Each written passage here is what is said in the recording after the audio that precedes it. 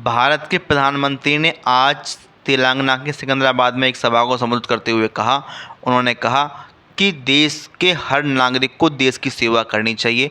देश के लिए जान देना या बॉर्डर पर खड़े होकर गोली चलाना ही देश की सेवा नहीं है। देश की सेवा करने के लिए हर नागरिक को अपने तरीके से देश की सेवा करनी चाहिए, जिससे कि देश मजबूत हो।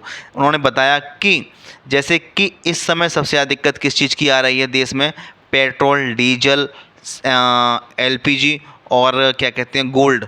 यानी कि उन्होंने कहा कि इन चीज़ों को और रिफाइंड और खाद, इन चीज़ों को कम से कम परचेज़ करना चाहिए, जिससे कि देश की सेवा हो सके। उन्होंने कहा कि देश के हर नागरिक को 1 साल तक सोना परचेज़ करने से बचना चाहिए, जिससे कि देश के अंदर जो सोने की दिक्कत आ रही है, रेट बढ़ रहे हैं, उससे एक तो रियायत मिलेगी। दूसरा जो फॉरेन रिज़र्व, जो क्योंकि सोना बाहर से आता है और सोना हमें परचेज़ करना पड़ता है, उस सोने में काफ़ी ज़्यादा रियायत मिलेगी और देश को मजबूती मिलेगी। उन्होंने कहा कि हर नागरिक को इस समय यानी युद्ध की स्थिति में पेट्रोल, डीजल, एलपीजी और सीएनजी कम से कम खर्च करनी चाहिए, जिससे कि देश की सेवा अच्छी हो सके। और उन्होंने कहा किसानों को खेत में खाद भी कम डालना चाहिए।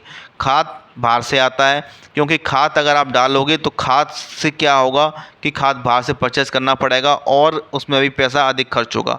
साथ ही उन्होंने कहा कि जो हमारे खाने का तेल रिफाइंड जो हम ऑयल यूज करते हैं खाने में, उसको भी हमें कम से कम खाना चाहिए और उसकी जगह पे हमें देसी तेल या सरसों का तेल या फिर देसी घी का यूज करना चाहिए, जिससे कि हमारे स्वास्थ्य भी अच्छा रहेगा और देश भी अच्छा रहेगा। उन्होंने कहा कि हर नागरिक को जब भी सामान लेने घर से बाहर जाए उसकी लिस्ट बनाए और उसमें देखे कि कौन सा सामान देश का बना हुआ है, कौन सा सामान बाहर का बना हुआ है, उसको परचेज़ ना करे, देश के सामान को परचेज़ करे, जिससे कि देश की आर्थिक स्थिति मजबूत हो।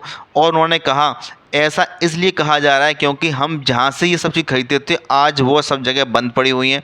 स्ट्रेट ऑफ हॉर्मुज़ बंद है। अधिकांश माल, तेल, खाद और आपकी गैसें सारी वहीं से आया करती थी, लेकिन इस समय स्ट्रेट ऑफ हॉर्मुज़ बिल्कुल सील पैक यानी कि नाकाबंदी कर रखी है अमेरिका और ईरान के कॉन्फ्लिक्ट के चक्कर में। यानी वहाँ से कोई भी जहाज़ नहीं निकल रहा है। अब इंडियन गवर्नमेंट जो है सब आइटम बाहर से खरीद रही है और देशों से खरीद रही है, जहाँ पे कि कुछ महंगा भी मिल रहा है और कुछ ज़्यादा महंगा भी मिल रहा है, कुछ सस्ता भी मिल रहा है। सस्ता तो मिलता ही नहीं है, हर जगह महंगा ही मिलता है। तो जो चीज़ महंगी मिल रही है, इस वजह से पब्लिक को, गवर्नमेंट को एलपीजी, पेट्रोल सस्ते दामों में देनी पड़ रही है, तो उस पर सब्सिडी लग रही है। अगर सब्सिडी गवर्नमेंट देगी तो कब तक देगी?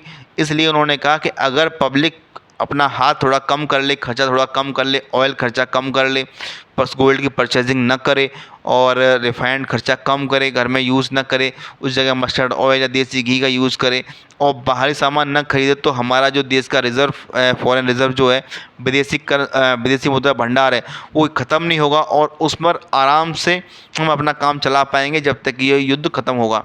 इसलिए उन्होंने स्पेशल रिक्वेस्ट की है, खासकर केवल गोल्ड के लिए, कि 1 साल तक आप प्लीज़ कृपया करके कोई भी गोल्ड का आइटम, गोल्ड की कोई भी चीज़ या फिर गोल्ड बिल्कुल भी परचेज़ ना करें, जिससे कि देश की सेवा हो सके। और देश की सेवा करना हर किसी की जिम्मेदारी है। दोस्तों, आपको ये वीडियो कैसा लगा हमें लाइक और कमेंट कर बताइए। जय हिंद, जय भारत।